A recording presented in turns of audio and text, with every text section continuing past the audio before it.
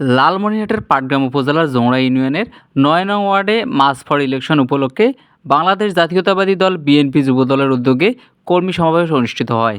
অনুষ্ঠানে প্রধান অতিথি হিসেবে উপস্থিত ছিলেন উপজেলা যুবদলের আহ্বায়ক রাবিউল ইসলাম।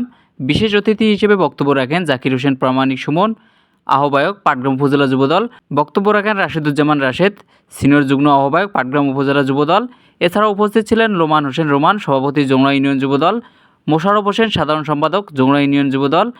কর্মী সমাবেশে সভাপতিত্ব করেন ৯ নং ওয়ার্ড যুবদলের সভাপতি মোশাররফ হোসেন এবং অনুষ্ঠানটি সঞ্চালনা করেন বারেক, সাধারণ সম্পাদক ৯ নং ওয়ার্ড যুবদল।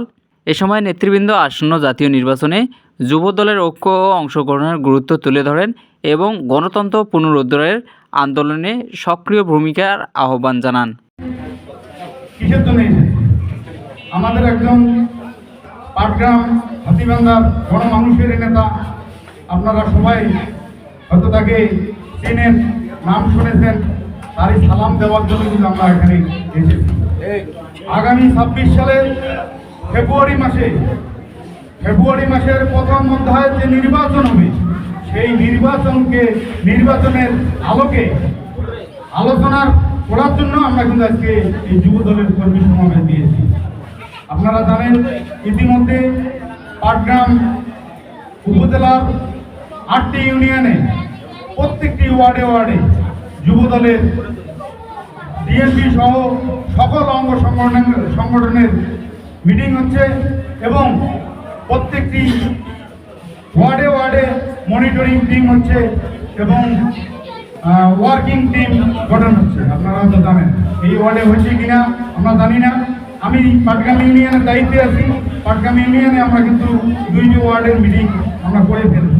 সালে আমাদের ব্যারিস্টার হাসান রাজীব প্রধান আমাদের ভোট করেছিল।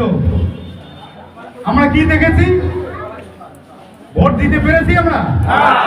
দিনের ভোট রাতেই হয়ে গেছে।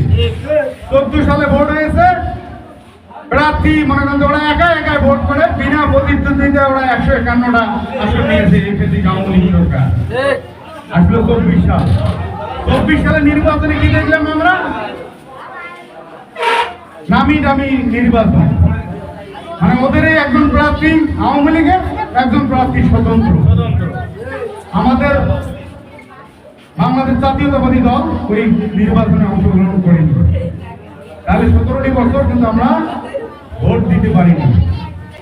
কারণ আগামী 26 সালের ফেব্রুয়ারি মাসে যে ভোট হবে, আমরা ব্যারিস্টার হাসান রাজীব ভাইকে যদি এমপি বানাইতে না পারি, ওনাকে যদি সংসদে পাঠাইতে না পারি, তাহলে আপনার আমার আজকে যে দুর্দশা, এই 17টি বছর আমাদের মামলা ঝামলা, আমাদের পথে ঘাটে আমরা আওয়ামী লীগের আওয়ামী লীগের মাইজান খেয়েছি, আমাদের খরচের ব্যাগ পর্যন্ত তারা লুটে নিয়েছে, পকেট থেকে টাকা লুটে নিয়েছে।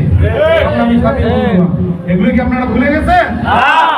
আমরা আজকে আপনাদের সাথে কথা বলার জন্য রাজীব ভাইকে কিভাবে এমপি বানানো যায়, রাজীব ভাইকে আমার সদস্য বললো রাজীব ভাইকে যদি এমপি বানাইতে পারি, আমার ভাইয়ের চাকরি হবে, আমার মেয়ের চাকরি হবে, আমার বোনের চাকরি হবে, আপনাদের বোনের চাকরি হবে।